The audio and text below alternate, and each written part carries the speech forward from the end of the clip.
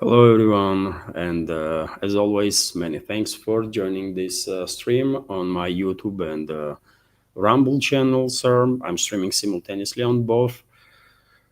Today is 20th of August. Now it's 11 o'clock in the morning, Moscow time, and as always, I have prepared quite a number of news on some major developments that Russian media and public is talking about. Pay attention to, and hopefully you will find new segment informative and interesting. And if so, dear friends, please like the video. It might help to deal with their algorithm. And if you stay on the stream to the end, please leave some commentary with your opinion on any of the topics, anything. More comments and likes definitely help to deal with algorithms on both platforms, by the way, on YouTube and Rumble. That's been said, dear friends. As always, after a new segment, I will join for a little while community chat, and will try to be informative. If I see any question or the comment directed at me, to make it easier to spot your question, please use capital letters, or on Rumble, for example, you can use super chat feature, and that way I will definitely won't miss your question. That being said, let's start with the news segment now. And well, I'm gonna start with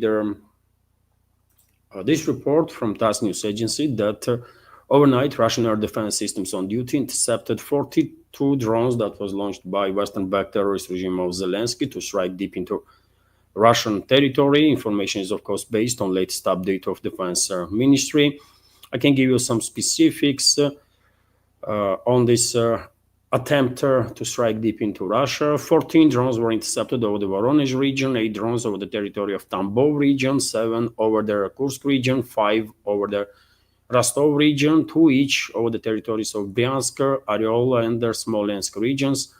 1 drone each over the territories of Krasnodar region and Lipetsk region. At this point, as you can see, dear friends, TASS news agency is not providing any information on casualties on the ground as a result of this attack, or more or less significant damage. If any update on that, of course, during the day, I will share additional information on my Telegram and Twitter X pages. And if you are not subscribed there, please consider to subscribe to join our communities on my Twitter X page and Telegram channel, because during the day, almost every day, by the way, I'm sharing informations there. I'm updating my pages with quite often dozens of news that may not necessarily make it to their video update or live stream. Also, dear friends, TASS news agency is reporting, based on a military expert, Andrei Marochko, that Russian armed forces entered their Sobolevka settlement. So Russian servicemen, having bypassed their fortified area of the armed forces of Ukraine, entered the settlement of Sobolevka in the Kharkov region. As a military expert, Andrei Marochko told the TASS some of their enemy units tried to escape but were stopped by barrier detachments and returned to the southern part of their village. And Marochko is talking about these barrier detachment units that Kyiv regime is using to stop their militaries to flee the positions or to surrender. Usually these units are made up of nationalists or Nazis, by the way, Azov, Aidar, Kraken, and that kind of formations that are quite often executing retreating Ukrainian troops. And their videos are circulating on internet, quite a number of them, with their such atrocities committed by Kyiv regime's Nazi formations against their own militaries, right? And when it comes to settlement itself, Sobolevka, it is located on the western outskirts of Kupiansk, I believe. Let me show you on the map this area.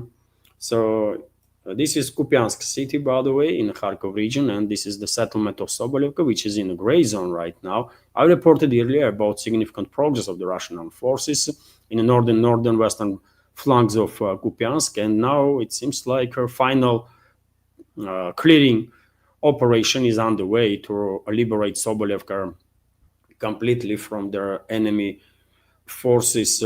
We might see, obviously, further activization of the Russian armed forces in this direction. Already on several occasions, reports were coming in that Russian DRGs quite actively are operating inside the Kupiansk itself. Also, dear friends, interesting news while map is open.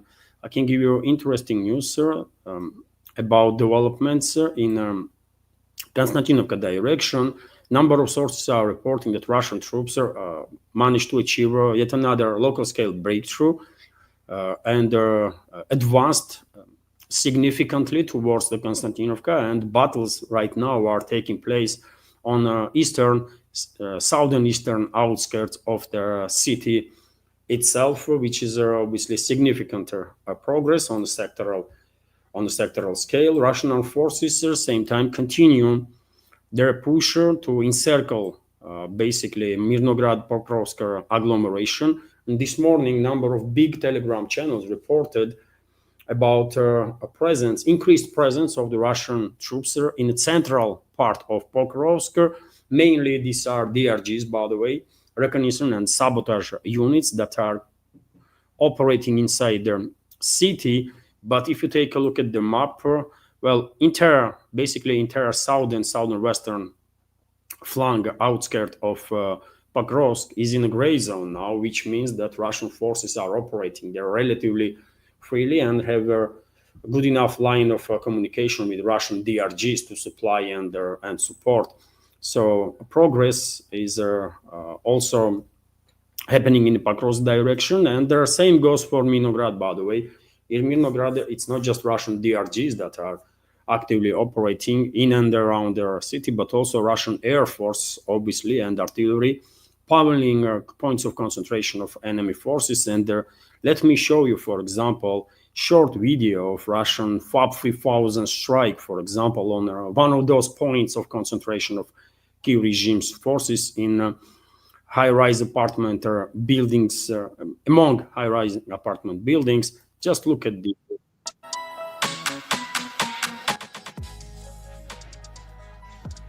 That's a quite an explosion, isn't it? According to reports, this is a FAB 3000 bomb that was a glide bomb that was launched. Let's watch it once again. It's clearly high-rise apartment buildings block, and Kiev regime's formations were trying to hide inside these blocks. Probably they were thinking that they're going to be safe there, but nothing going to save them from FAB 3000, by the way. Just look at the scale of explosion. Obviously, everybody who was not killed instantly as a result of this strike experienced at least a serious concussion and are out of combat for sure. And also in this short video, I can show you yet another footage of deployment of Elmur missile, precision-guided missile of the Russian Air Force. Russian military intelligence detected the unit of drone operators of terrorist regime of Zelensky that was hiding in this building. And then Elmur was launched from Russian attack helicopter. And that's the result, by the way. Quite powerful guided missile that Elmur is. So, as I said, this FAB 3000 strike was in Mirnograd, and Elmur attack was in Kherson region, I believe. So yes, Russian troops continue to advance all along the front line and to improve their positions. Also, dear friends, during the previous 24 to 48 hours, Russian forces conducted quite a number of long-range precise strikes on enemy formations deep into Kiev-controlled territory. And for example, yesterday afternoon, reports began coming in that as a result of Russian long-range strikes with the Iskander-M missile, although this information not yet been confirmed officially that Iskander missile was used, but nevertheless, there was a long-range precision strike in Odessa direction, and as a result of this attack, Russian troops managed to obliterate yet another air defense system of Kiev regime, this time IRIS-T system, which is somewhat similar to Patriot system, US-made Patriot system, although European analog of that. Most likely this IRIS-T was transferred to Kiev regime by Germany. Also, dear friends, Russian armed forces conducted the long-range precision strike with the Iran drones in Ismail direction. Ismail is a city in Odessa region that is located on the Danube River, right on the border with Romania. And as a result of, and this city actively used the portal infrastructure of this city, actively used by NATO to transfer through Danube River military equipment and munition to a Kiev regime. And as a result of these strikes, significant damage was done to portal infrastructure. Exactly. And well, right now on your screen, you can see aftermath of one of these strikes on the portal infrastructure of Ismail. Everything is engulfed in fire, I guess. Munition, possibly either munition depot was struck or oil depot. But anyways, in any case, damage is truly significant. And Russian military intelligence obviously continues to monitor the situation, and well, Russian missile forces, Russian drone operators are always locked and ready to launch a strike on any point on Kiev-controlled territory whenever there is intelligence information that there is either a high concentration of Kiev regime's forces, or munition depot being built, or fuel depot, or whatever. Also, dear friends, yesterday, a number of sources reported that there was yet another exchange of bodies of the dead military personnel between Russian Federation and the Kiev regime. Once again, Russian side transferred their 1,000 bodies of the killed military personnel of Kiev regime. In return, 19 bodies of killed Russian military personnel, killed Russian heroes, were transferred to Russian side. You can see difference in the numbers. This is not the first time. On numerous occasions, by the way, whenever there is a exchange of bodies of the killed military personnel, Russian side is transferring thousands of bodies and in return receiving 10, 20, 30, significantly less bodies of the killed Russian military personnel. And this definitely can be seen as an indicator of casualties among military personnel of two sides. Kiev regime is clearly suffering much more higher casualties, and therefore, I mean, this does makes even more frustrating all the statements that we are hearing from the collective West countries, from Washington, from European capitals about some, I don't know, million plus casualties on Russian side, which is total nonsense, by the way. I struggle even to understand who would ever believe that Russian forces lost million military personnel. KIA, that's the narrative, false narrative that Western propaganda is pushing, isn't it? And unfortunately, high-ranking officials in US, even US President Trump, did fail for this false propaganda and made such a claim on quite a few occasions, isn't it? Which is a shame on him, because he should be briefed better, right? He should know better. To continue, dear friends, of course, it's not just a battlefield where Russian armed forces achieving significant progress, literally on daily basis, but also there is a tremendous battle is going on in the political field, where nowadays seems like not just Russia is being attacked, as it is a tradition for Western so-called politicians, public figures, and so-called media, but U.S. administration too, and surprisingly to some maybe, but White House, U.S. President Donald Trump, his team members, for quite a number of days now are under pressure, under constant attack, and they desperately are trying to explain to media why it was a good step, positive step that U.S. president arranged a meeting in Alaska with the Russian president Vladimir Putin, and time and again, either Witkoff or Rubio or Trump himself, by the way, are giving interviews to media while trying to justify this obviously positive, adequate gesture or step from the White House. After all, two superpowers, two nuclear superpowers, should be in contact, right?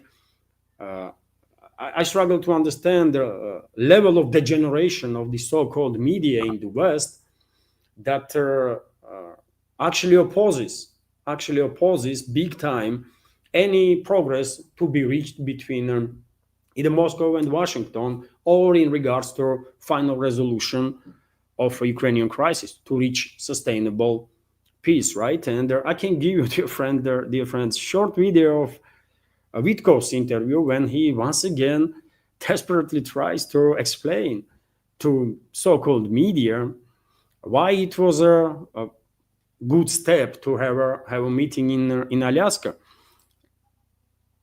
This is crazy what is happening there. In the first meeting in Alaska. And, part of getting those concessions was learning whether we were going to be able to see the Russians prepared to be more accommodating. And it was clear that's a bit of intelligence that's really important for us to see. And the president fleshed that out almost immediately. And that's what led to the length of the meeting. We stayed there for quite some time because we actually made progress on how we might get to a peace deal. A ceasefire deal is very, very easy to break because it doesn't have all the ingredients attached to it. A peace deal is much more different. It's sturdy. And the president began to sense in this meeting in Alaska that we had a lot of the precursors agreed to for a peace deal, so why not pursue an entire peace deal? And of course, in this sort of nutty world, he got criticized for that. I sat and watched it and marveled at it, to tell you the truth. So Witkoff is also highlighting that even though it does looks and sounds crazy, but American leadership was actually criticized heavy and absolutely unjustly for trying to reach peace deal in regards to Ukraine. And they've been criticized by the so-called Western media that allegedly are all about peace, and they are constantly trying to paint the false picture that they care about people that live in Ukraine so much, while in reality they're constantly pushing for further and further escalation. And there is a explanation for that, dear friends. This is not the media that operates in US or in the collective West in general. These are propaganda means in hands of globalists, mainly, and in a globalist controlled environment.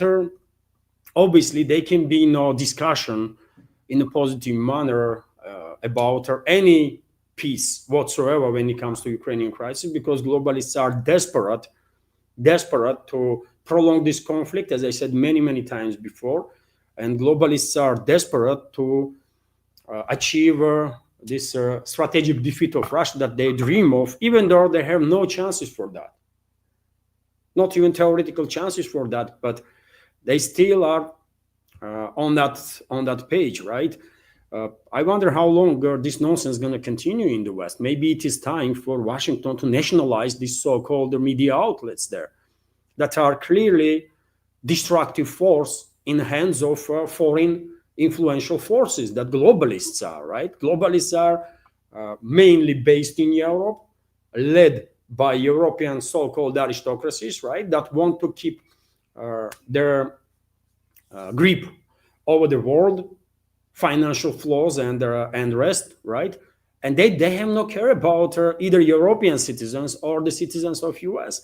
So why would not Washington nationalizes these so-called media outlets in the US and will transfer in the management of proper journalists, true journalists? that will report actual truth.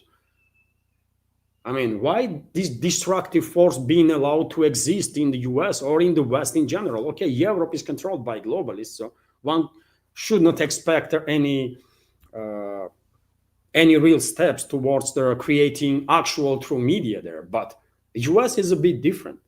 So what is stopping Trump to take some actions in this regards? Take a look at the US social fabric, by the way. What had happened to US society due to this destructive work of this so-called media, globalist-controlled media. Half of the citizens of US hate another half. And in this regard, the most aggressive part is this so-called lefties, right? That literally pushing for destruction of US from within and the social fabric there, which is crazy, man. How long this nonsense is going to continue, man? This is not their media. This is not the free press. This is a sabotage activity of these propaganda outlets on behalf of globalists that is done inside the US. This is crazy, man. This should not be this way, 100%, man. You might disagree with me, but how long US society gonna withstand this destruction from within? They're gonna cause civil war there. I mean, if nothing is done. Nothing to be said about destructive role of this so-called media in the US in regards to peace movement towards the peace all over the world, especially in regards to Ukrainian crisis. Let's continue, dear friends, and this is not all when it comes to this destructive activity of this so-called media in the US, because press secretary of US President Caroline Lloyd also spoke about it. She herself is a journalist, right? At least worked in this field, and looks like quite amused with the hostility that she sees now from her former colleagues, right? Especially when it comes to achieving peace in Ukraine. Let me give you her short statement also in this regard. It is quite something, man. What is the current status of that? I know the president earlier today mentioned boots on the ground would be UK, France, Germany possibly, but unequivocally said no U.S. troops on the ground, but U.S. coordination. Can you elaborate on that, and what would the red lines be? Sure. Well, you got to the heart of what I was going to say to all of you today on security guarantees, which is the president has definitively stated U.S. boots will not be on the ground in Ukraine, but we can certainly help in the coordination and perhaps provide other means of security guarantees to our European allies. The president understands security guarantees are crucially important to ensure a lasting peace, and he has directed his national security team to coordinate with our friends in Europe and also to continue to cooperate and discuss these matters with Ukraine and Russia as well. Caroline, now have the Russian... Well, that is a bit different video. Maybe this one is that I wanted to show you. Let me check on that. The media ridiculously claimed that President Trump was somehow beholden to Russia for even agreeing to have a face-to-face discussion with President Putin inside of the United States. The media said President Trump was making a grave mistake by, quote, legitimizing Putin. They were aghast that President Trump would treat another world leader like a world leader. The media relentlessly attacked President Trump and claimed he suffered a, quote, major defeat for not immediately emerging with a final agreement, even though he said heading into that meeting, this was a meeting to listen and to understand how to move the ball forward. All weekend following those historic U.S.-Russia bilateral talks, we listened to clueless pundits on television trying but failing to claim that the president had failed. The so-called experts in the foreign policy establishment, whose record is nothing but endless wars, trillions of wasted taxpayer dollars, and dead Americans, have the nerve to try and lecture President Trump, who has solved 7 global conflicts in 7 months, about peace. This is the same president, by the way, who brokered the Abraham Accords in his first term, on top of more than half a dozen other peace deals this year alone, as I just said.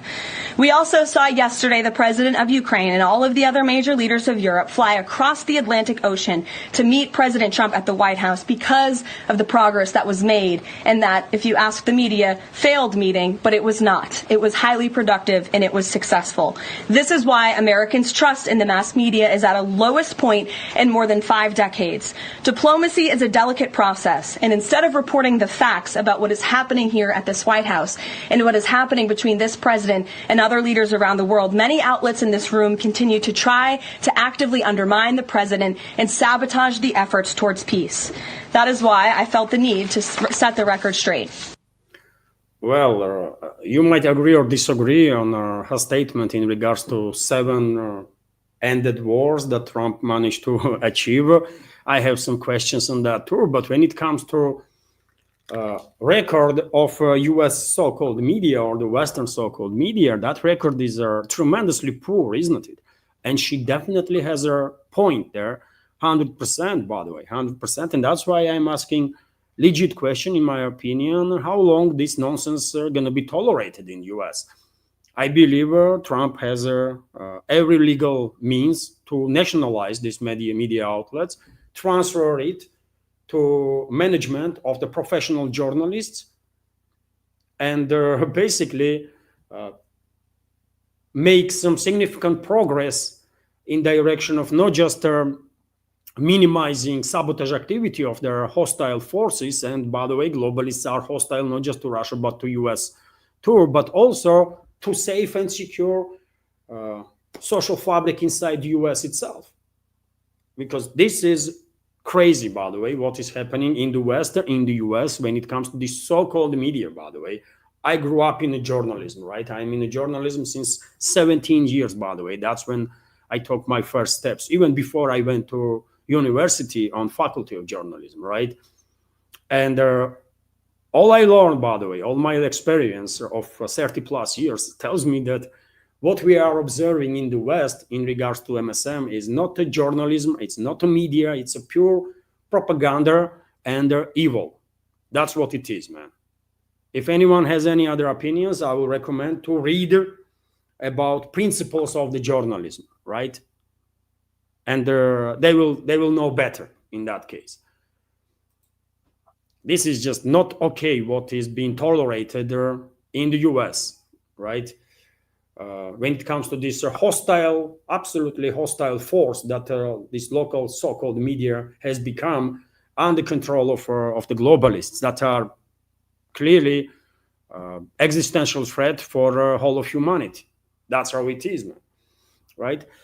Let me continue, dear friends. Well, when it comes to attempt to derail a peace process in regards to Ukrainian crisis, when it comes to derailing attempts to end this proxy war that West is waging against Russia, globalists and their assets, well, Europeans, by the way, European so-called elites, as I predicted initially, are pushing hard to not to waste time, basically, and derail the process right now, immediately, right? They authorized their media, so-called media, to be engaged in this massive assault on U.S. Peace proposals, on U.S. activity, U.S. leadership's activity to bring the peace, right, to achieve de-escalation with Russia. And there is also another force, Western or globalist controlled regimes in Europe that are doing the same.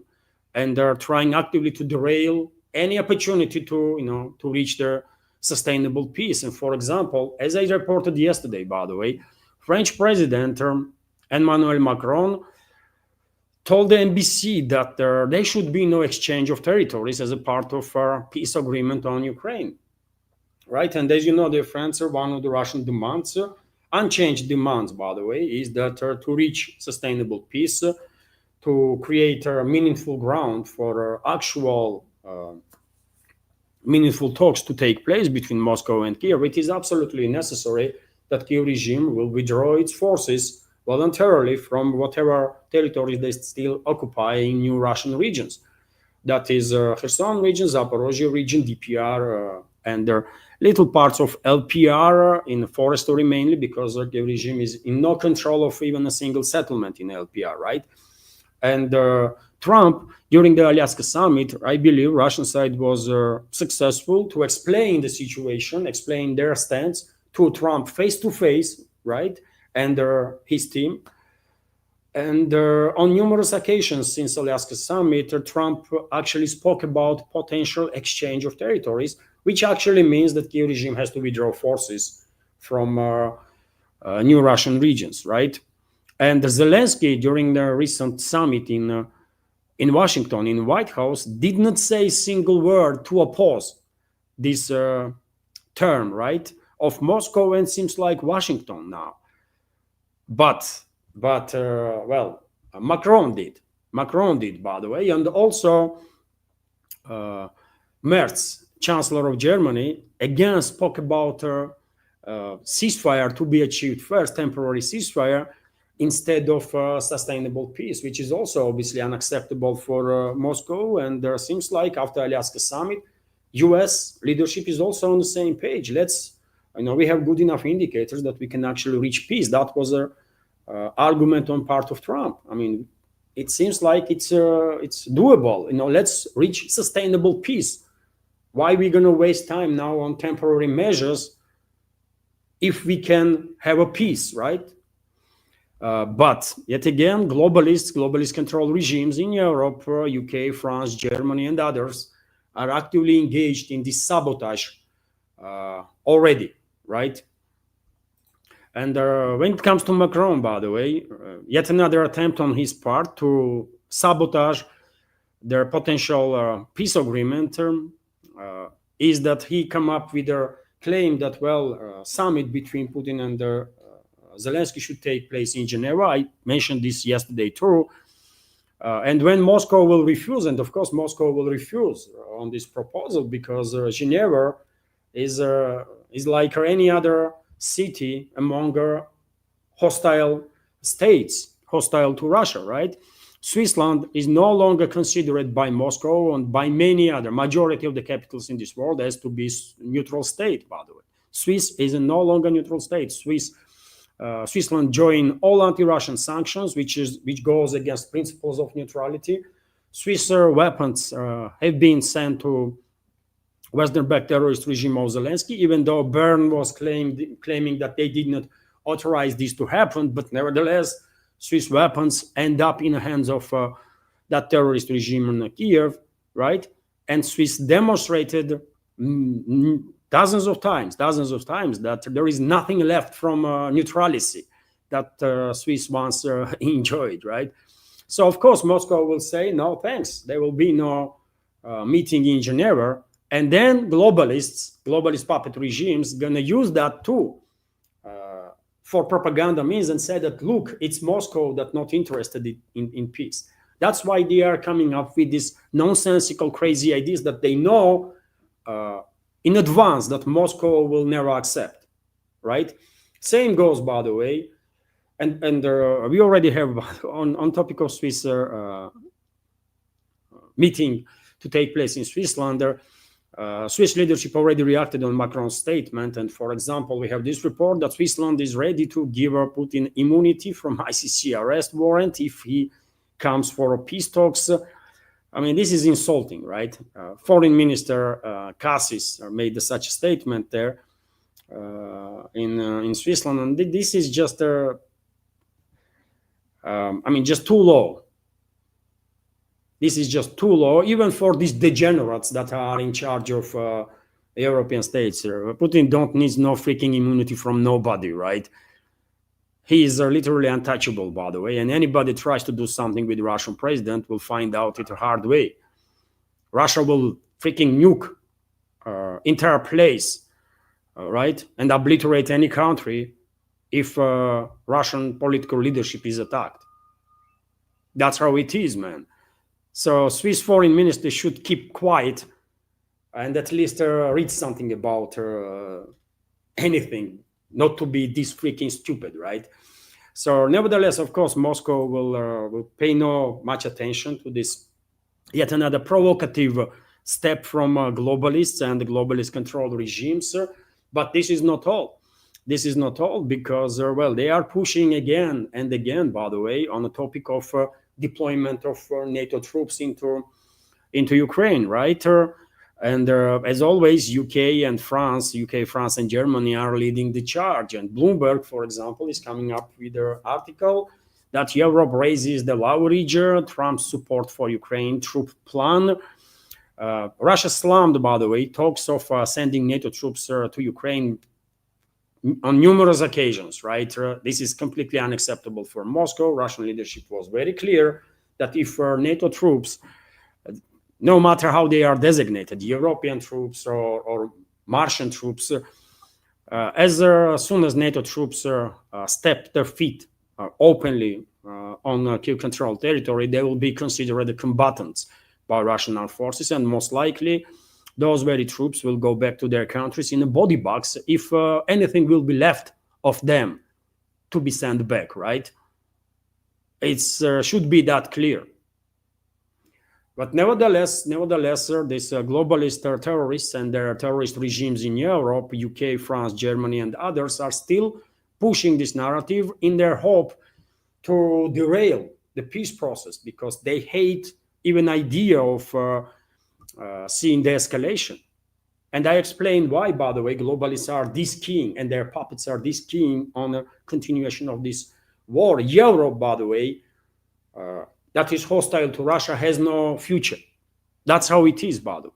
European so-called elites, globalists, European aristocracy has no future in terms of maintaining dominant or more or less relevant position on the geopolitical scale all alone, on their own, to be more precise. And why is that? Because they lack resources. They lack resources, by the way. Economies that they control cannot compete on the world stage because of the absence of resources, and the way of solution that globalists come up with is to attack Russia, destabilize Russia, break up Russia in a number of territories, and then occupy these territories and rob basically Russia and Russian people of all the riches. That's how they want to get their resources, by the way, because yet again, they are absolutely incapable of having a decent dialogue with others, respectful dialogue with others, respectful cooperation with others. Otherwise, by the way, you remember it was a Russian president, Vladimir Putin, that about a decade ago, maybe a little longer than that, but was saying that there is a great prospect, greater chance to create a united economical space from Lisbon, Portugal, by the way, to Vladivostok, far east of Russia. Moscow was always open for cooperation with Europe, political, economical, right? But Moscow was ignored. Moscow was ignored by very same globalist forces that are in charge of Europe now and were in charge of Europe then, right? That's the reasoning, by the way, behind this this madness of the globalists and their crazy policies that forces this conflict to continue. That's the reasoning behind it. They want to destroy Russia, divide it, and rob it, so that they will have some resources to maintain some certain level of competitiveness on a geopolitical scale. But they're gonna fail, by the way. They are failing and always gonna fail. I can tell you that for sure. And soon they're gonna learn it hard way. Moscow or Russia was forced basically to bring to their senses European elites on quite a few occasions, and there seems like we are getting yet again, unfortunately, closer to that very prospect. And better European societies wake up, by the way, if they don't want to experience consequences of that potential escalation that globalists might and most likely will trigger. Also, RIA Novosti is reporting that, well, Trump himself spoke about this topic of UK, Germany, and France sending their troops into Ukraine. Clearly, this is an attempt on the part of globalist and globalist controlled regimes to derail their peace process, undoubtedly, and to create the conditions for the next phase of escalation that seems inevitable, despite the certain progress that was reached between Moscow and Washington. Only difference now is that, well, Washington might stay out of that next phase of escalation. That's all, at least partially out of that escalation. But otherwise, globalists did not change their extremist policies even for a slightest. And let me give you yet another short video, by the way, when Trump is talking about this topic of European or NATO troops from Europe being deployed to Article 5 protections, though, for Ukraine. So they're not going to be a part of NATO, but you still got them the same protection. We're not, so they're not going to be a part of NATO, but we've got the European nations, and they'll front-load it, and they'll have some of them, France and Germany, a couple of them, UK. They want to have, boots on the ground. Not in. I don't think it's going to be a problem, to be honest with you. I think Putin is. Well, it's going to be a problem, by the way. That's their deal. Things like on a number of points during that meeting in Alaska, there was some sort of misunderstanding between Russian and U.S. sides. Trump should not be that sure that this is not a issue, deployment of NATO troops into Kiev-controlled territory. It is a big issue, and the Russian side was very clear on that. And what can I say? I just feel sorry that the U.S. president is this ill-informed and was not briefed properly by his intelligence services and also by State Department. Trump should be better prepared, by the way. This is not the way things are to be, for sure, because this is a big problem. And as I said, Moscow was very clear on numerous occasions that NATO troops on Kiev-controlled territory will be considered as designated as combatants and will be neutralized. So it is a topic that have to be taken seriously. Tired of it. I think they're all tired of it, but you never know. We're going to find out about President Putin in the next couple of weeks. Well, on that, he's correct. You never know. You're going to find out. Yes, we're going to find out, by the way, if globalists and globalist control regimes will go ahead with deployment of their troops. As I said, those are militaries of UK, France, Germany, and whomever else will send their troops. And talks are about some 10 countries, by the way, that will be led by UK and France and Germany. Those troops going to go back to their countries either in the body bags, by the way, or not going to go back at all because they will be incinerated, literally, right? Not even DNA test will help to determine what will be left of them. So better, as I said, better those citizens of those countries that are pushing this narrative of sending their troops wake up until it's not too late. Because once those body bags, hundreds and potentially thousands of body bags of their troops will start going back to their countries, it's a full-on war, isn't it? And very little those societies can do at that particular point. It's better them to wake up right now until there is at least slight chance that they might influence the policies of their crazy so-called elites.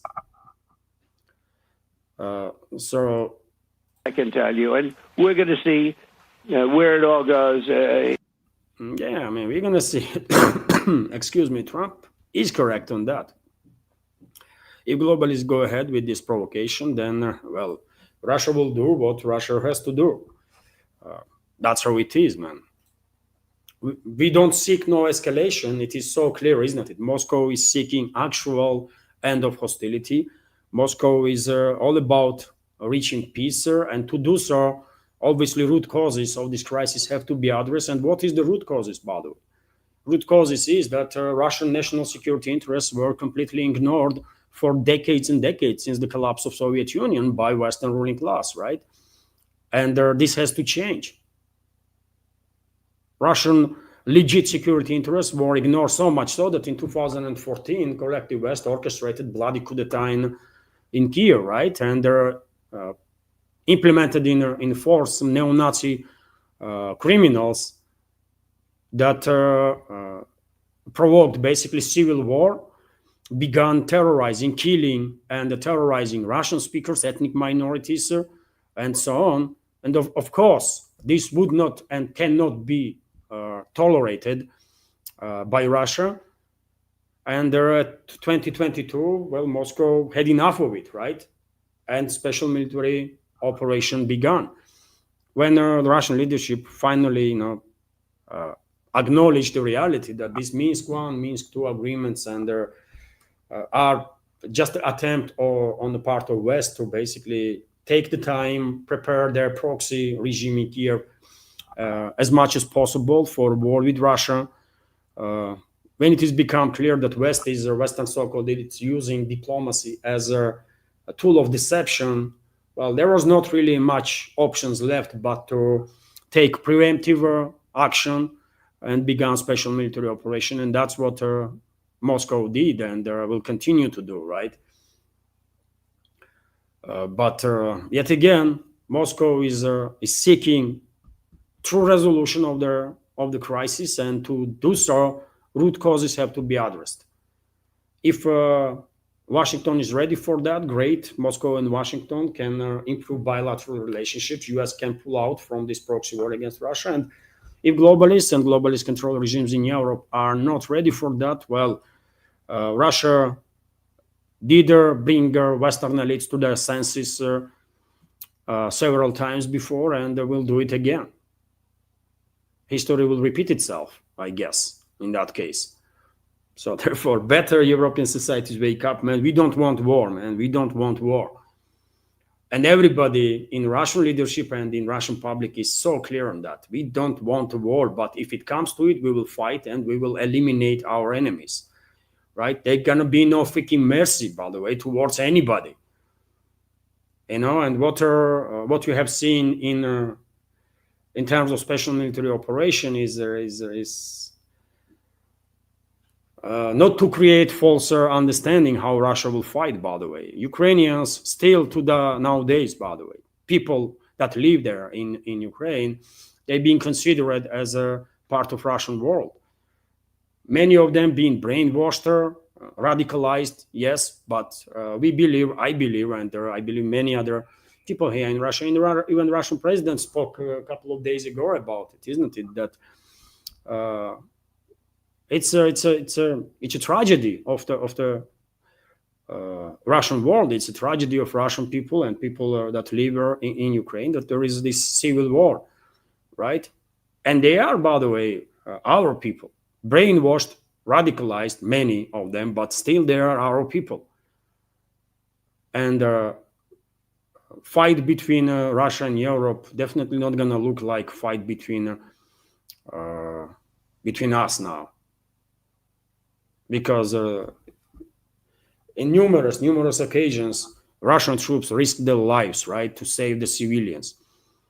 In numerous occasions, Russian troops did not use all the capabilities to neutralize enemy forces, quite often preferring to persuade them to lay down arms and surrender. Russian armed forces still to nowadays, by the way, are fighting with their tied hands behind their backs because Russian leadership is not authorizing all the capabilities of the Russian army to be deployed. It's still special military operation, right? But fight with a globalist or fascist Europe gonna be on a very different way and very different scale and with very different approaches. So therefore, better European societies wake up, man. I hope they will. Because we don't want war, man. We don't want it, but if it comes to it, we will do whatever we have to do. That's how it is, man. And we are always ready. That's also something to think about.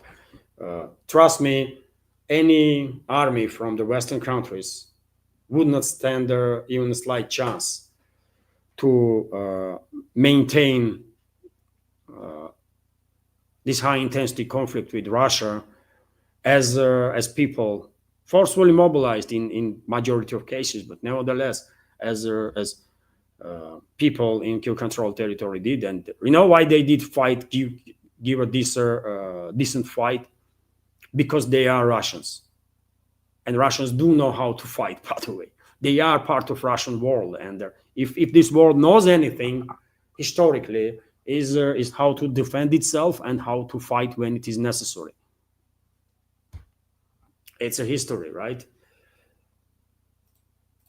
And dear friends, let me before I continue, there is a lot of news, of course, to unpack in this news segment. But before I continue, let me notice or make this reminder that this media project exists only as long as I have your support, community support. And if you like my work, if you like my programs, please consider to support.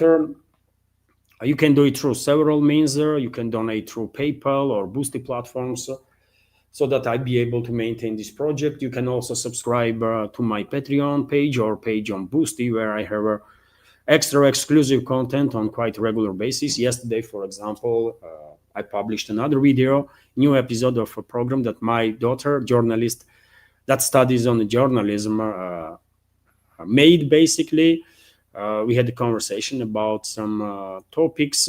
She's helping me with that. And also this is a practice for her, right? So there is always quite a lot of extra content there on Patreon and Boosty as my thanker to community for support. And you choose your level of support there, by the way, on Patreon or the Boosty. You can subscribe for $5 a month, $10 a month, $20, $50. It's up to you, of course. Unfortunately, our communities are not really growing there as much as I would like to see, and hopefully this will change. Hopefully this will change because, of course, with donations, you never know, will you get donation or not. This week, by the way, like yesterday and day before yesterday, in that 2 days, for all work that I did there, this project only received $10 donation, right? And I don't know what is going to happen today. So with that's been said, with Patreon and Boosty, at least I know what can I rely on a monthly basis. So it is very important that our community grows there. Also, you can use what is the name? Crypto, by the way, if you are good with it. A few times I did receive some donations from through crypto. Also, during the live streams, you can use a super chat feature on Rumble to donate, and also you can become a premium subscriber on Rumble. Of course, everything counts when it comes to maintaining this project and to be able to work full time as I do right now. That's been said, dear friends. That's been said. Let me continue with some more news, and next is this report from RIA Novosti that, according to media, EU believes it will face difficulties in sending troops to Ukraine. Well, globally is going to find the ways to do it, right? They will just force them to go ahead and deploy their troops. I'm afraid that's what's exactly going to happen. But nevertheless, let's see what this report is about. So Britain and France may face difficulties in sending troops to Ukraine. Political rights, citing an unnamed European diplomat. Given the political weakness of French President Macron and British Prime Minister Starmer, it is difficult to imagine how this plan to send troops to Ukraine will be implemented.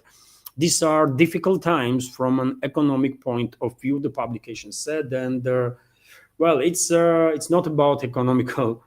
For globalists don't care, by the way. Let's be real here. Globalists don't care how British people live or how French people live. What is the situation in economies of France and UK or Germany or any other European country? globalists and their puppets in the governments of this country literally don't care about it. All they want is to prolong this proxy war because they still believe, seems like, that they can achieve strategical defeat of Russia. They still believe they can destroy Russia, break it up, and then rob it, right? And until they believe in that, they will sacrifice everything and everybody, including citizens of Europe, by the way, European states. That's how it is, right? So therefore, I mean, I don't know how many times I have to say it, but I really hope something will happen, some miracle, and the European societies will begin wake up and realizing what the hell is going on, right? Because it's their lives that these globalists and their puppet regimes in Europe are playing with, and lives of their kids and the grandkids. That's how it is. Also, dear friends, I already showed you that video when Caroline Lewitt, press secretary of the U.S. president, stated that there will be no U.S. troops on the ground. There are a lot of talks about security guarantees that U.S. will help with globalists, right, in regards to Ukrainian crisis. European so-called elites took this stand of Washington as a green light to deploy their troops into to control their territory, and they are trying hard, by the way, to force U.S. to participate in that in one way or another, right? And Lewitt was asked about it, and at least for now, answer from Washington is clear. There will be no U.S. boots on the ground there, but U.S. might get involved in this destructive policy in some other ways. Unfortunately, there is such a risk for sure. But let's listen to this video once again.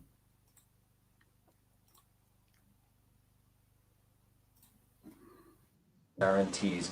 What is the current status of that? I know the president earlier today mentioned boots on the ground would be UK, France, Germany possibly, but unequivocally said no U.S. troops on the ground, but U.S. coordination. Can you elaborate on that, and what would the red lines be? Sure. Well, you got to the heart of what I was going to say to all of you today on security guarantees, which is the president has definitively stated U.S. boots will not be on the ground in Ukraine, but we can certainly help in the coordination and perhaps provide other means of security guarantees to our European allies. The president understands security guarantees are crucially important to ensure a lasting peace, and he has directed his national security team to coordinate with our friends in Europe and also to continue to cooperate and discuss these matters with Ukraine and Russia as well.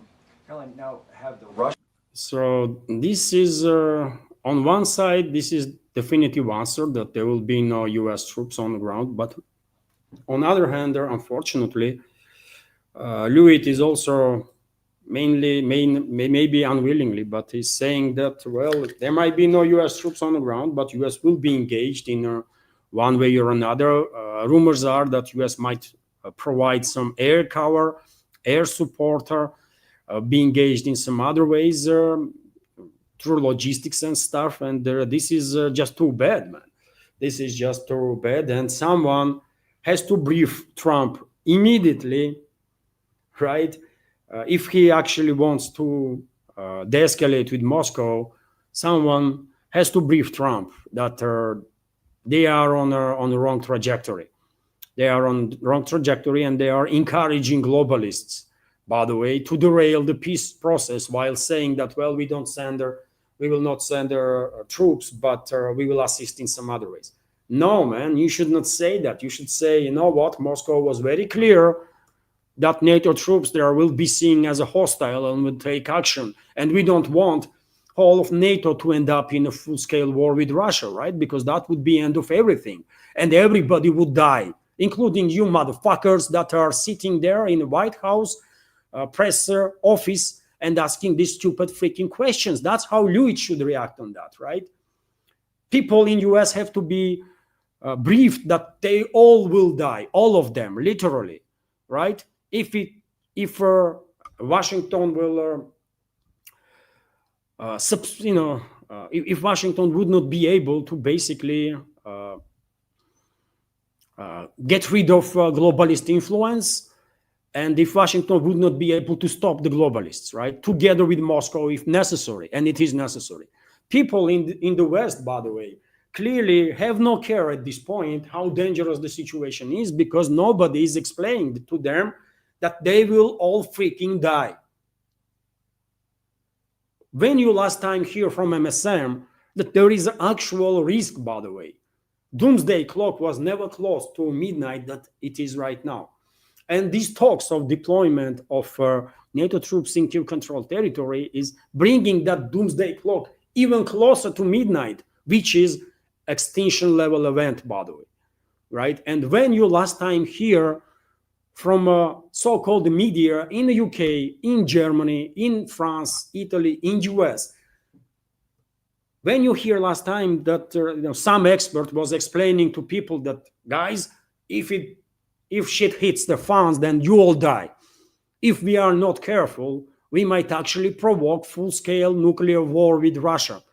And they have more freaking nukes than we do. When anybody in US said that? I don't know. But people need to understand, by the way, what we are facing here. Because it seems like, European societies, they don't give a fuck, man, about anything, right? They live their lives, whatever that life looks like nowadays, right? And they think everything is cool, right? They've been persuaded that shit is cool, man. And that's what they think now. And same goes for US, right? While in reality, these so-called elites of the West are pushing this world towards extinction level event. And that will mean everybody in US will die. Literally everybody. Right? Everybody in Europe will die. In France, in Germany, in UK, everywhere, right? We will die too, by the way, in Russia. Make no mistake.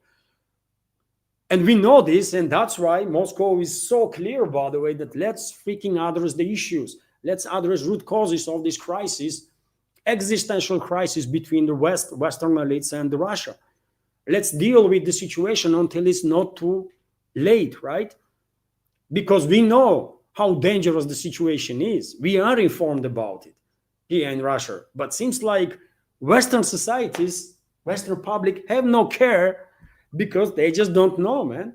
They think probably that this is all like video games, man. This is not a video game. And once missiles with the nuclear warheads are launched, man, that's it. You can do nothing about it then, right? So this is a error, potentially fatal error in the judgment of the White House, on the judgment of Trump, his team, and obviously of this Lewitt, press secretary, while they're saying that, well, we don't send troops, but we will assist. Why are you going to assist? Why are you pushing this world towards its end? Do you even understand what you are talking about, or the consequences of all of that? I don't know, man. This is insane, really. I mean, this is freaking insane, isn't it? Share your opinion, dear friends, but I'm telling you, NATO troops are going to be openly deployed on the Kyiv-controlled territory. It might be the day of beginning of full-scale war between Russia and NATO, and none of us going to survive that. Let's have no illusions about it. None of us going to survive that. So let's do our best to avoid such a scenario, right? I'm doing my part, by the way. I have programs, and I'm trying to inform community, right, about news that we find interesting or important here in Russia, about risks that we see, and hopefully others will see also, right? And everybody should do its part, by the way, to avoid the end of everything. And we are quite close to it, by the way. Yet again, doomsday clock was never this close to midnight, right? I hope someone in the White House will brief Trump so that he will change the tune, because this is not okay, man. This is not okay. You should, Trump should be more clear that, he wants peace. So therefore, no NATO troops in Kyiv-controlled territory, because that will further escalate the situation. right? TASS news agencies are reporting that U.S. will discuss with Russia acceptable security guarantees for Ukraine. So United States will discuss with Russia acceptable security guarantees for Ukraine. White House Press Secretary Caroline Leavitt announced this at the regular briefing for journalists. And you know what? Better you do. Better White House contact Kremlin and the better militaries of Russia and U.S. exchange opinions so that everyone understands where we are, right? Because yet again, NATO will begin deploying its troops to keep control territory. Might go down in history as a day when hot phase of World War III or final phase of the World War III has started. And we don't want this to happen. I mean, here in Russia, and I believe vast majority of the world don't want this to happen. I don't know about the Western world, by the way. Maybe they won't. I don't know. Maybe societies in the West actually want to die, man. Who knows? Majority of the societies. Anyways, we have also this report, which is based on Bloomberg, that Trump called Orban, by the way, Prime Minister of Hungary, after a phone conversation with the Russian president a few days ago, when there was a whole delegation of globalist puppets in the White House, and asked Orban why is he blocking Ukraine from joining the EU. And my hope is that Orban did explain to Trump what modern Ukraine is, how ethnic minorities being treated, including Hungarians, by the way, right? What kind of elements, nasty elements, are in charge actually in controlled territory, and if Orban was successful enough, I guess Trump would not really have much more questions about it, right? And if Orban was very successful, in that case, Trump should be the one who will come up with an initiative that, you know what, let's denazify this freaking quasi-state, because it's actual Nazis that are in charge there, right? We're not gonna know how successful Orban was in explaining Hungary's position to Trump, but it is interesting that he had a conversation with him. RT is also reporting that, Trump is invited to Russia, by the way. Lavrov, foreign minister of Russian Federation, confirmed this information. So US President Donald Trump has received a formal invitation to visit Moscow. Foreign Minister Sergei Lavrov has confirmed that during the last week's summit in Alaska, Russian President Vladimir Putin extended the invitation to Trump in person. And I don't know if such a meeting will take place. You saw reaction of Trump, isn't it, during the combined press conference of Putin and Trump, when Putin tell him in English, next time let's meet in Moscow. Trump's reaction was quite telling, isn't it? He probably imagined, first of all, because he lost to be in spotlight. First, what he think about probably was, the so-called media in the West gonna eat him alive, right? For that, and he was not really comfortable with their idea, seems like. But nevertheless, invitation is there, and Russian president visited U.S. and based on diplomatic practice, next time they met, might be Russia, not necessarily Moscow. It might be, I don't know, man, Vladivostok, for example, or any other city, right? But invitation is there, and there is a speculations, by the way, in the Western media now about a potential meeting between Putin and Trump, between Putin, Trump, and Zelensky, between Putin and Zelensky. Quite a number of so-called Western media outlets are sharing all sorts of information in this regard, and let me give you some of it at least. So Western media are, and this is from DD Geopolitics, by the way, this poster, Telegram channel. So Western media are spreading conflicting versions about how a possible meeting between Zelensky and Putin was discussed. AFP claims that Putin proposed a meeting in Moscow, but Zelensky refused. That's quite interesting. The New York Times presents a different story. According to them, Putin suggested a trilateral meeting in Moscow with Trump and Zelensky, but Trump politely declined. The outlet cites a senior European diplomat who said European leaders were alarmed by such a scenario, but Trump rejected Putin's proposal. Anyways, Politico, on the other hand, offers yet another version. According to them, Trump himself proposed joining a Putin-Zelensky meeting, but the Russian president responded that he wanted one-on-one talks. After that, Trump team began preparing for such a format, assigning the task to special envoy Witkoff. At the same time, in another article, Politico admits it remains unclear whether Putin even wants a meeting with Zelensky. The outlet quotes Russia's foreign minister, who stressed that the negotiations will proceed step by step, gradually, starting at their expert level and then moving through all necessary stages, which is a quite understandable logical position, isn't it? That's how things should be done, actually. Russia's message remains clear. Donetsk Pact Summit, Moscow is open to discussing talks, but not to a meeting at the top level. Politico concludes. So there is only speculations, by the way. There is only speculations at this point. And let's be real.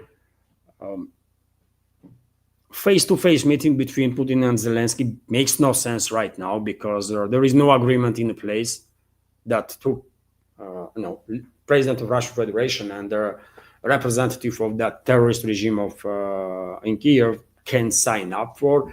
And after all, it is embarrassing, I think, for Russian president to meet with that terrorist, mass murderer that Zelensky is, right?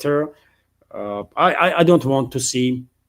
Of course, Russian president is a statesman, right? He will do whatever is necessary for state, right? For state interests. And if it is necessary to meet with that garbage Zelensky, he will, because he's a statesman, right?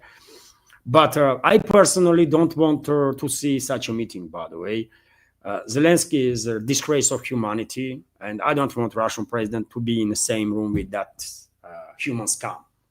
Personal opinion, right?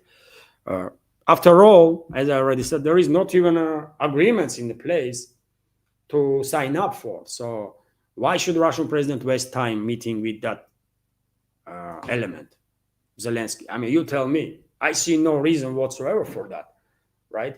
If Russian president wants to hear positions of the globalists and globalist control regimes in Europe, then, well, there is a phone in the place, right? And either Russian president can call to British leadership, Keir Starmer, for example, or to French President Macron, or to German Chancellor Merz, right?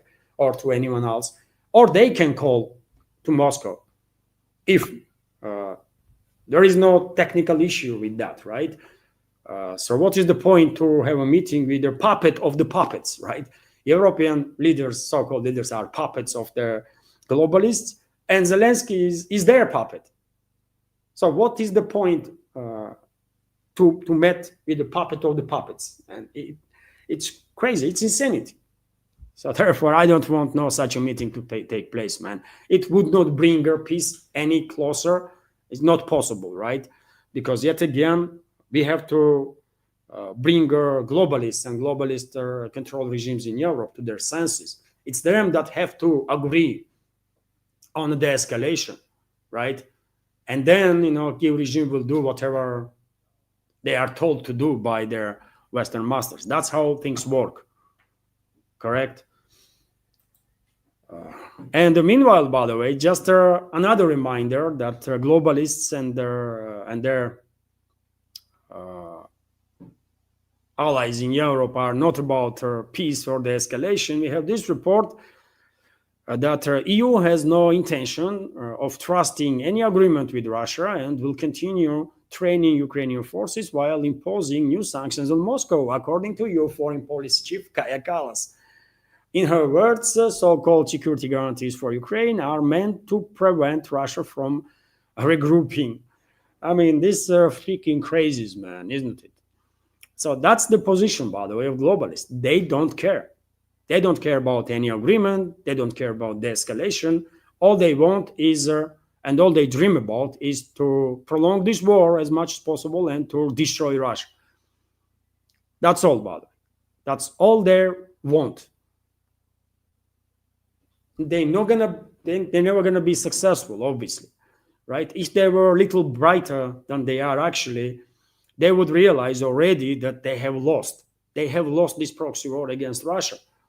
But they are just too stupid, by the way. They really are too stupid, illiterate, uneducated, total degenerates, right? And it will take time. It will take some time, and I'm afraid it will take force also to bring them to their senses and to force them to face the reality. That's how it is. Also, by the way, Zelensky, Trump made a statement that Zelensky has to show some flexibility. Okay, it's yet again, it's not up to Zelensky, by the way. Why we are lying to ourselves, man? Zelensky is nobody, right? It's Trump should say globalists and globalist control regimes in Europe should be more realistic, right? And their position should be more flexible. That's what Trump should say, because addressing Zelensky is does no good for nothing, right? Because who the hell is Zelensky, man? Literally nobody. Freaking clown that was chosen to act as a president, right? And that's exactly what he does. But if you actually want to address the issue, then address globalists and their control regimes in Europe. And you already had a meeting. I'm talking about Trump. He already had a meeting like a few days ago, isn't it, in the White House? And even though I would not call that meeting a total failure, but nevertheless, Trump could have chosen to take more stronger steps, more stronger position, right, to force globalist puppets to submission in all the directions, in all the areas, but he chose not to. And well, some experts now on alternative media are commenting that and saying that that was a mistake, because globalists receive a relatively soft approach of Trump and America First force, let's say, because Trump is their representative, I guess. Globalist puppets receive that soft approach from White House as a green light to go on with the next phase of escalation. And you see rhetoric of the European so-called leaders, how drastically that rhetoric has changed. And they again began talking about deploying their troops to Kiev-controlled territory. I mean, for a couple of months, they were saying nothing about it, and they began talk about sending their troops again, because they've been encouraged by this relatively soft approach of White House. Was that a mistake? I guess so. Maybe it would be better if White House act more directly and in more strict way. TASS news agency is also reporting that, climate at the Russia-US summit was good. Trump sincerely wants peace, according to Lavrov. Let me give you a few quotes from this news. So US President Donald Trump and his team at the summit in Anchorage showed their desire to achieve a result in the Ukrainian settlement process, and their atmosphere in negotiations was good. Russian Foreign Minister Sergei Lavrov said in an interview with the Russia 24 TV channel, and we have a quote here, there was a good atmosphere there at the summit in Alaska. It is reflected in their statements that the President Vladimir Putin and Donald Trump made after the talks. A useful conversation for sure. It was clear that the leader of the United States and his teams sincerely want to achieve a result that will be long-term, sustainable, reliable, Lavrov said. And maybe this impression of Lavrov is correct. Maybe Trump and his team members are actually genuine when they are talking about that they want to see peace, right? But to achieve this peace, they have to take some stronger steps, by the way. Just the statements are clearly not enough. And US is a part of this proxy war that the globalists are waging against Russia. So let them, if they are that genuine, let them pull out the US from this proxy war completely. And let them pressure their allies in Europe to de-escalate. Yet again, just 2 days ago, there was a summit in Washington, and Trump, even though takes some strong stance at some directions, for example, Trump made it clear that the topic of temporary ceasefire is no longer interesting for him or to Washington. There was some other topics where Trump's stand was actually change in good ways, but there was other topics too. In regards to some security guarantees or deployment of NATO troops in Ukraine, where Washington or White House should be more clear and should confront actually globalists and their puppet European leaders. But yet again, Trump chose not to. And this will have consequences, by the way. It already has consequences, right? Globalists are emboldened, and they are clearly pushing for not just derailment of the peace process, but also for next phase of escalation of this proxy war against Russia, and part of it is deployment of NATO troops, right? So Washington missed the opportunity there, and they have very little time to change the situation. They still can do it, so better will be better if they will actually make some last-minute changes in their position to make it clear for globalists that U.S. is absolutely not interested in a war with Russia, and deployment of NATO troops, European NATO troops to Ukraine is a war, right? Full-scale war, and therefore U.S. is against it. This has to be made clear. Some other topics, dear friends. RIA Novosti reported this morning that Israel Defense Minister approves their operation to seize Gaza. So Israeli Defense Minister Israel Katz has approved an operation to seize the city of Gaza, and reservists are expected to be mobilized. The state television and radio company Kan reports. Well, we already knew that Netanyahu's regime was planning full-scale, to resume large-scale military operations in the Gaza Strip to occupy Gaza city on permanent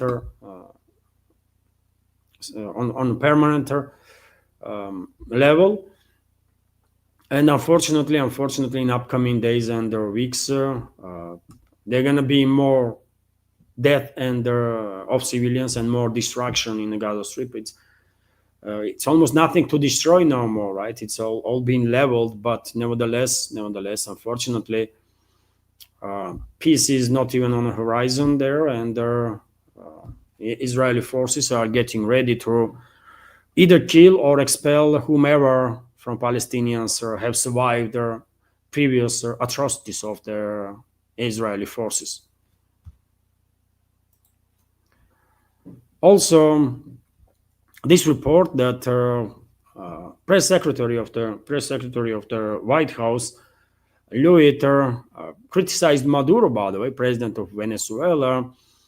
The White House is claiming that Maduro is not a legitimate president of Venezuela, and U.S. is prepared to use every element of American power to alter drug flows.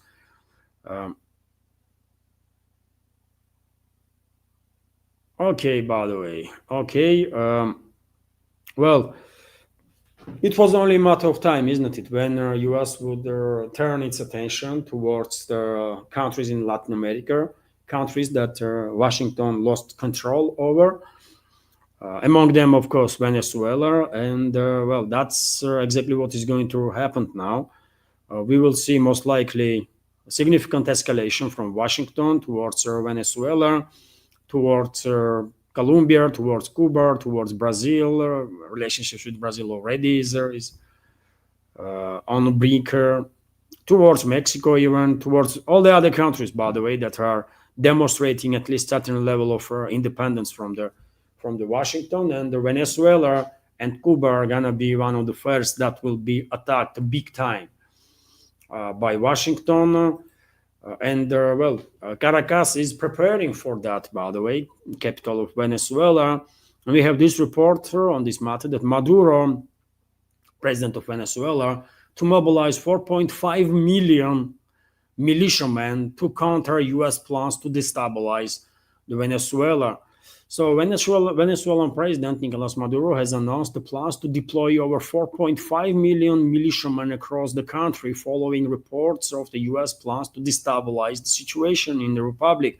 This week, we have a quote from him, this week I will activate the special plan involving the deployment of more than 4.5 million trained and armed militiamen across the entire country, the head of state said at the working meeting with the governors aired by the Venezolana, the television state-run channel. Peace, quiet, and sovereignty will be protected. Not a single empire will touch Venezuela's sacred land. No empire in the world can touch the sacred land of South America, the Venezuelan leader added. And, well, they should prepare, by the way. They should prepare because U.S. is coming. U.S. is coming, and with force, right? And U.S. will use all the assets that they have to destabilize Venezuela from within, all the assets that they have inside of Venezuela. U.S. With its allies will also use assets that they have around Venezuela, right? Maybe even to provoke wars, right, between the neighboring countries, and then use that as a justification of direct involvement of the U.S. militaries. CIA is an expert in covert operations, isn't it, on all sorts of criminal activities, and I'm afraid they will have no struggle to come up with number of scenarios, how to destabilize Venezuela, how to create a ground for a direct or indirect engagement, involvement of the U.S. militaries, U.S. secret services to overthrow government and to basically recolonize Venezuela. So they should get prepared, by the way. They should get prepared, that's for sure. Also, by the way, when it comes to imperial ambitions of the U.S. or their aggressive policies of the U.S. towards the other countries, well, India is learning hard way nowadays what it means to be what it means to deal with the United States, especially when you are seeking partnership with this country. And for example, Scott Bessent, Treasury Secretary, went on TV to criticize India for cooperating with Russia, for buying Russian oil, kind of indicating that this is unacceptable. And why it is unacceptable? Who the hell is Bessent or anybody in US leadership to tell India what to do, when, how, and with whom cooperate and with whom not, where to buy oil or whatever and where not to? What the hell is wrong with these elements, by the way, in Washington? From where this arrogance is coming from, that that gives them this false understanding of the reality in which they feel themselves to be like godlike creatures or something. I don't know. This is just too insane. Let me give you a short video, by the way, of this statement of Bessent.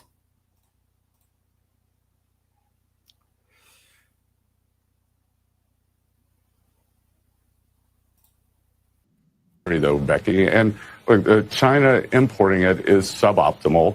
But if you go back and look pre-22, pre-invasion, 13% of China's oil was already coming from Russia.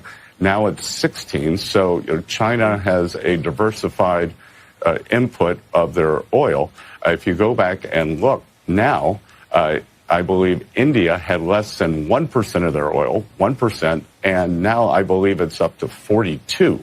So wow. India is just profiteering, or they are just profiteering. They are reselling. They've made $16 billion in excess profits, some of the richest families in India.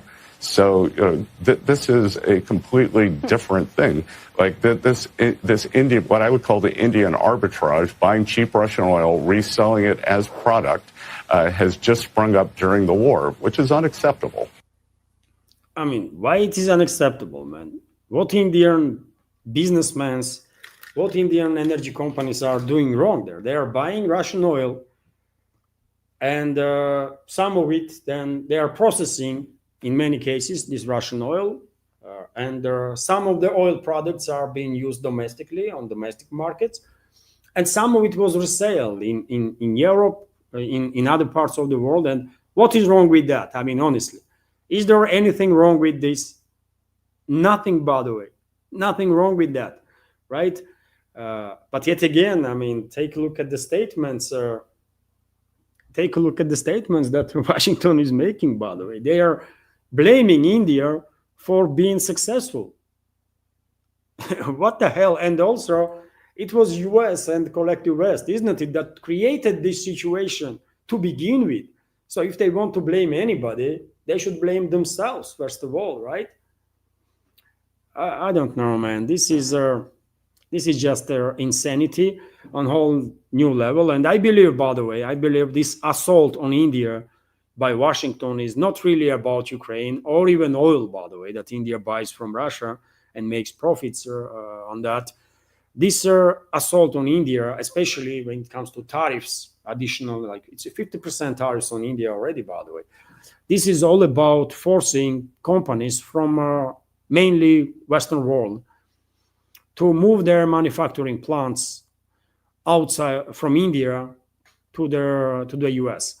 And I said in previous updates, difference, that there was for quite a number of years now, by the way, there was a process in place when companies from all over the world that had manufacturing plants in China were moving those plants elsewhere in the global south, right, in the Pacifics. And many of those manufacturing plants were transferred to India. And this process has begun way before Trump gets into office in his second term. Main reasoning is the economical reason. Basically, standard of life in China is increasing dramatically, right? Increased dramatically in last 30, 40 years. And wages, by the way, has increased also, right? And for many companies, it is no longer as profitable as it was to keep factories or their manufacturing plants into China. And they were looking for places where they can still produce the goods with a lesser expense, right? And that's why they were moving their plants in Vietnam, by the way, in Laos, in India, and hundreds of companies done that.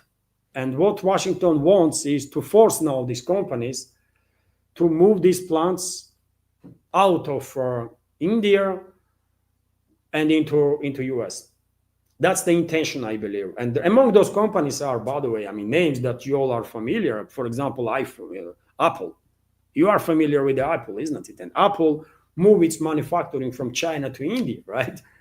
So that's the level of companies that we are talking about. There are some smaller ones too, but it's a significant stuff, right? I don't think this approach of Trump will be successful. And at one point, Washington will have no option but to de-escalate with India. But until then, I guess we're going to see more and more this kind of crazy statements from Washington when officials there are trying to justify this aggression against the sovereign state. And look at the statements, by the way. They are blaming India for being good in business. I mean, what the hell? Since when, by the way? US was all about like free market, isn't it? At least some time ago. And now they are criticizing Indian businesses for being successful.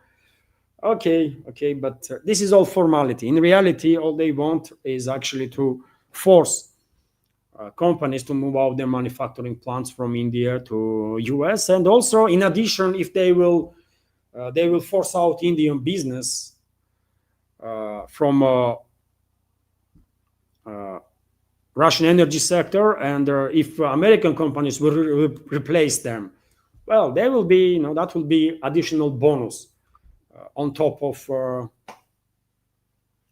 their plan to move manufacturing capabilities plants from India to US, from India and other countries. By the way, all of them are under pressure, isn't it? That's what it is. I think. Otherwise, I mean, who the hell is Besant to tell India what to do, man? It's insane. It's just insane, right? And India is not alone. India is not alone, by the way, even though New Delhi is experiencing pressure. And for example, as I reported yesterday, US called off trade talks, sixth round of trade talks with India. That should start on 25th of August. So pressure from Washington continues, and Washington is also using all sorts of other means to pressure India. And I guess, proxies of the West or elements that want to please Washington, they are also, trying to make some few points, political points. And you might laugh at this news, but well, Zelensky also called Modi, Prime Minister of India, and asked him to refuse Russian oil. By the way, I mean, this is insane, isn't it? This is insane. Of course, New Delhi will do whatever is in best interests of India. And yet again, India is not alone. Foreign Minister of India, legendary Foreign Minister of India, Jai Shankar, is in Moscow now and will be in Moscow until tomorrow. He will have a high-level meeting with the Russian leadership. And of course, all the issues will be discussed, from energy cooperation to everything else, right? Russia and India are strategical partners and should maintain this level of strategical partnership forever, by the way. No doubts about that. Also, by the way, very good news that somehow China and India are managing to improve their relationships step by step, little by little. But this is a great deal, by the way. This has a great importance for this world, for idea of multipolarity, right? For BRICS, obviously, because both countries are leading members of the BRICS. And we have this report on this regards that Wang Yi, Foreign Minister of China, I believe he is a foreign minister, right, met with the Prime Minister of India, Modi, in New Delhi, conveying greetings from Xi Jinping, Chinese leader, and welcoming his attendance at the Shanghai Cooperation Organization summit. Both sides have put ties on a new course of improvements, agreed China and India should be partners, not rivals, prevent border issues from affecting relations, and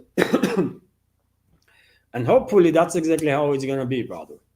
Hopefully both countries, despite the differences in numerous directions, hopefully both countries will, both great countries, by the way, will manage to find the common ground and to treat each other as their allies, as partners, instead of rivals, right? This will benefit both countries. This will benefit all their allies of China and India, all their other partners, Global South, obviously, BRICS, Shanghai Cooperation Organization, and the rest of the world, by the way, and their idea of multipolarity.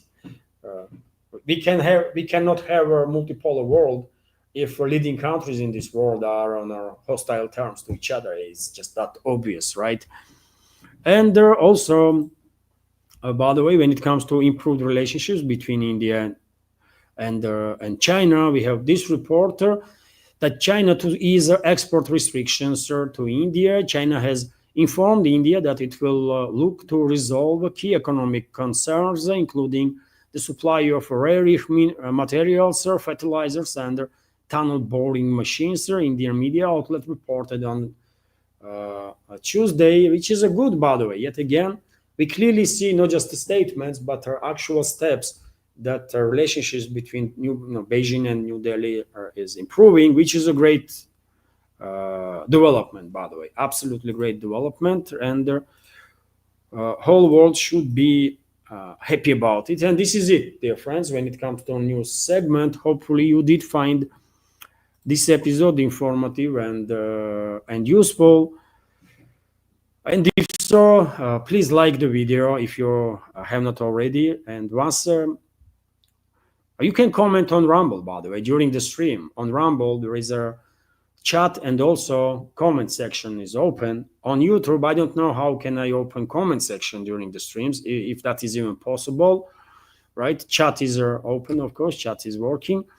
And if you're gonna stay to the end of community chat part of this live stream, afterwards, please leave some comment in a comment section. And also, as I said, like the video. It might help to reach wider audience. My live streams have like, usually, by the way, on average, like 2,000 views or 3,000 views.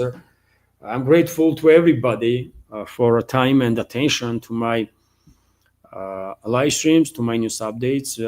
But obviously, I would like to reach more people, and you can help me with that, dear friends. Likes and comments can make it happen, and also share the video, by the way, share the link, share the information about the existence of my channel with your friends that might be interested in to hear news from Russia and pro-Russian point of view on major topics in this world. Okay, that's been said, dear friends.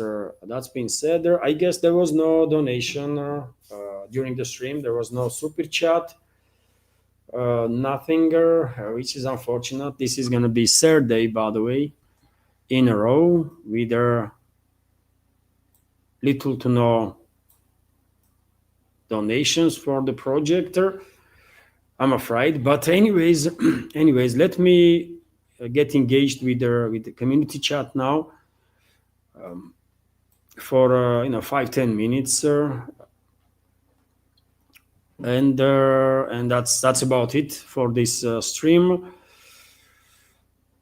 So once again, hello everyone, and many thanks for joining this stream.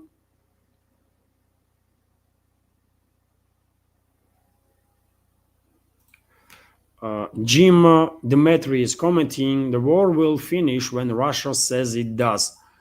Everything else is theater. Well, this, yet again, I mean, Russian demands, Russian position is quite clear, isn't it?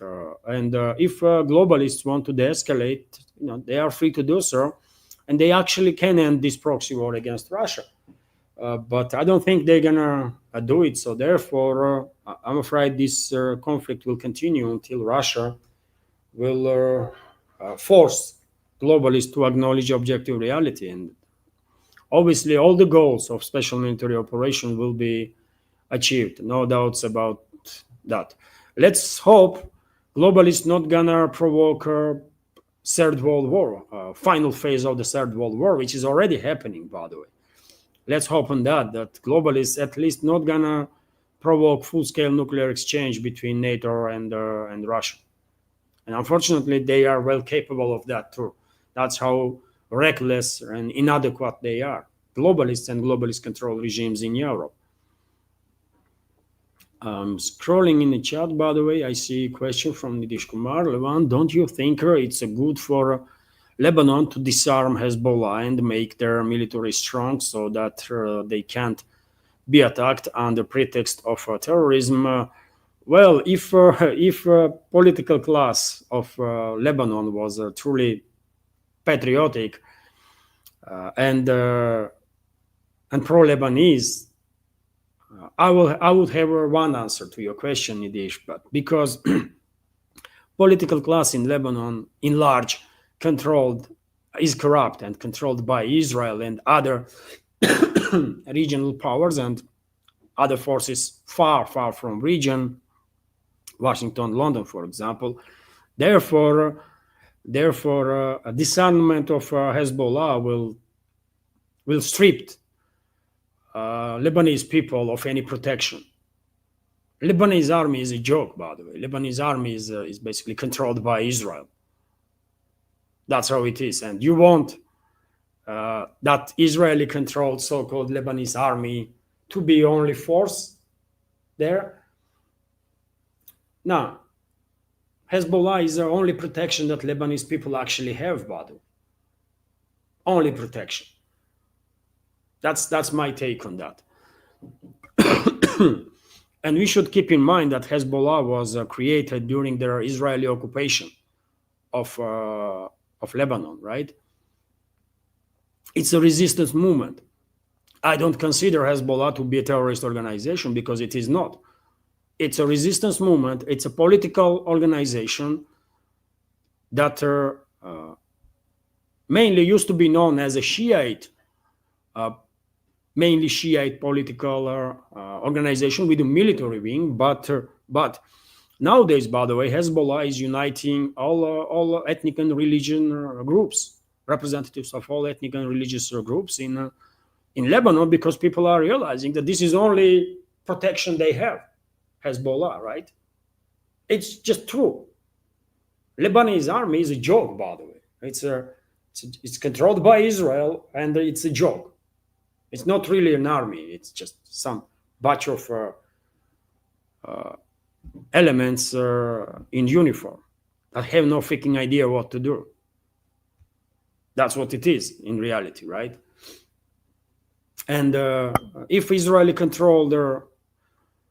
Israeli and Western control their so-called political elites in Lebanon will go ahead actually with their idea of disarming the Hezbollah, that will cause a civil war, by the way. That's exactly what Israel wants. That will give them a pretext to occupy southern Lebanon again. That's what they want. That's the game plan of Israel. That's why this topic of disarmament of Hezbollah is even being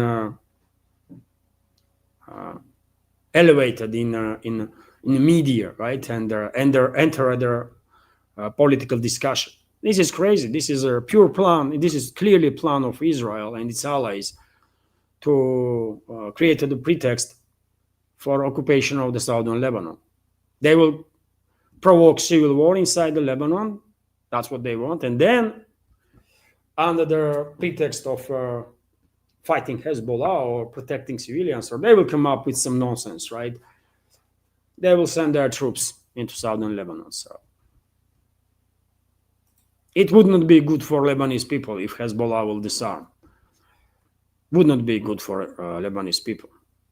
100% convinced. The only protection they have is Hezbollah, by the way. It could be weakened with after recent war with Israel, but they just don't have any better protection than Hezbollah.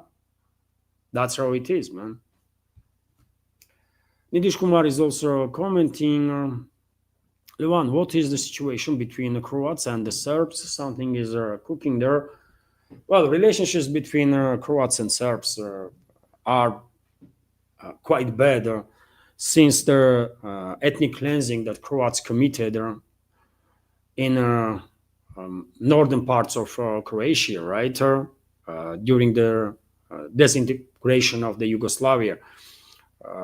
About 200,000 Serbs were expelled from their homes, right? And nothing to be said about atrocities that Croats were committing, not just during that process of expelling Serbs, but also in Bosnia and Herzegovina, by the way. Very few people are talking about cruelty that Croats were, and atrocity that Croats were committing, Croat armed formations against Serbs, against Bosnian Muslims, against everybody, basically, right? And therefore, relationships between Croatia and Bosnia, between Croatia and Serbia, is at its lowest point, I will say, since the Second World War, and this would not change anytime soon, right?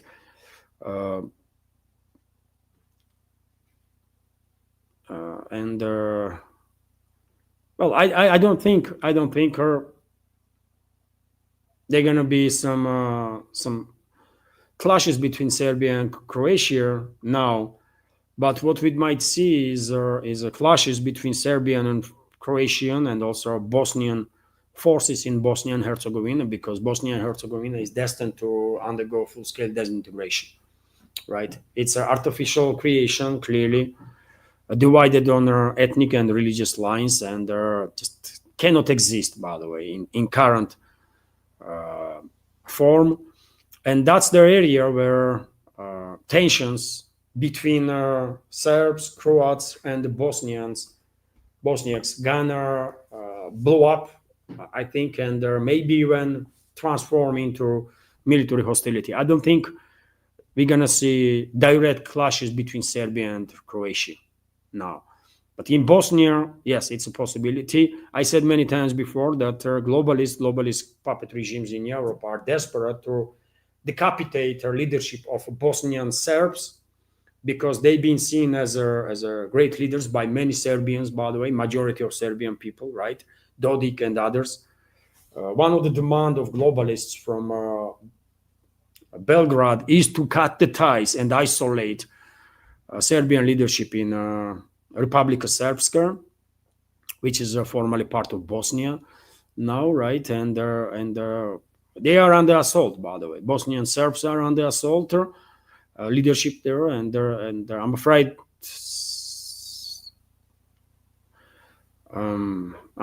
we're gonna see potentially resumption of the civil war there, right? And I mean, let's hope it would not happen, but unfortunately, there is quite enough indicators that we're going to see resumption of the fighting between Bosniak Serbs and the Croats in Bosnia and Herzegovina, and subsequent disintegration of that artificial creation, that quasi-state that Bosnia and Herzegovina is right now.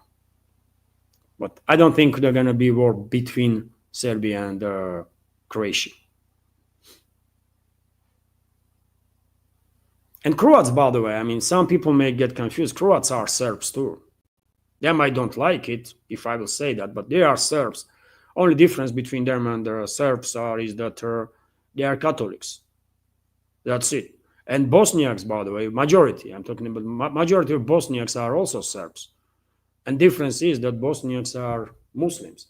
Due to occupation of the Ottoman Empire, many Serbs in territory areas of the modern Bosnia transferred to Islam, and they are Muslims, but they are Serb people, by the way, right? So this is a one people divided nation, by the way. Serbians are divided nations. Same goes for Chernogoria, by the way, or Montenegro, as it's called. Also, I consider them to be Serbian people. You know, and I think it was a grave mistake on part of Montenegro to break away from Serbia. Why they did it, I don't know, man. I see them all as a Serbians. Serbian people is divided. Serbian nation is divided nation, as Russian nation is divided, by the way, also, right? And it was done intentionally, obviously, by Western aristocracies, because they were afraid of power of Serbian people. That's how it is. And that's why they destroyed Yugoslavia too, by the way.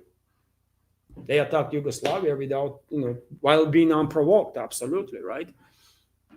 First thing they did after collapse of Soviet Union, one of the first steps they take is provoked civil war inside Yugoslavia and decimated the country.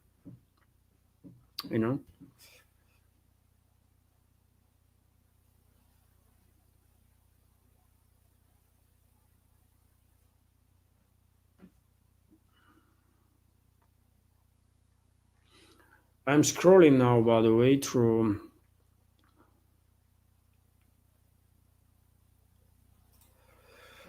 Gracie Gracie Knoll is asking, I have not heard about the multiple biolabs that are located in Ukraine. Is there any information about these labs? Well, Gracie, last time I heard about a few dozen of biolabs that U.S. militaries had in Ukraine, U.S. militaries and secret services had in Ukraine. Well, last information was that majority of them were transferred to some African nations. Reports are that some of them were transferred, at least U.S. militaries had a plan to transfer some of them to Central Asia, also in Indo-Pacifics and in South Africa. But majority of those labs have been transferred to some unnamed African nations, and I believe Russian military officials even issued a warning, if I remember correctly, even issued a warning at the time to those African nations to be very careful what they are allowing to enter their country. And reports are that some of the biolabs have been transferred into Western Ukraine. So at this point, probably few these biolabs, U.S. military biolabs, are operating in Western Ukraine, and rest have been moved in other parts of this world, mainly in Africa, but in other areas too. That's the last what I read about these biolabs, by the way, quite a few months ago.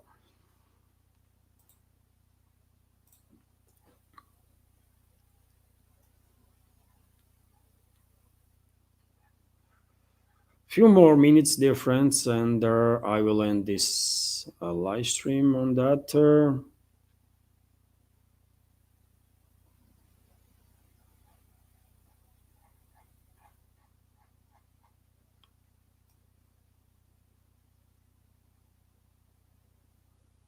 My apologies, dear friends, if I miss your question. I'm just rapidly scrolling. If I spot some capital letters, I will read it to make sure that a question or comment addressed to me. Oh, dear friends, yesterday or day before yesterday, I saw a question and I just lost it. Then I wanted to answer. One member of community was asking me where Don Zugar is gone. I blocked him, by the way. I blocked him. He was insulting me personally in a comment, calling me names, and why would I tolerate such behavior, by the way? So I just blocked him. That's the answer on that question.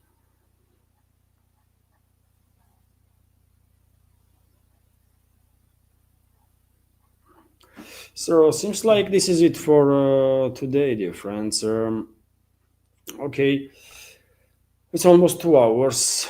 It's almost 2 hours. So, dear friends, thank you very much for your attention.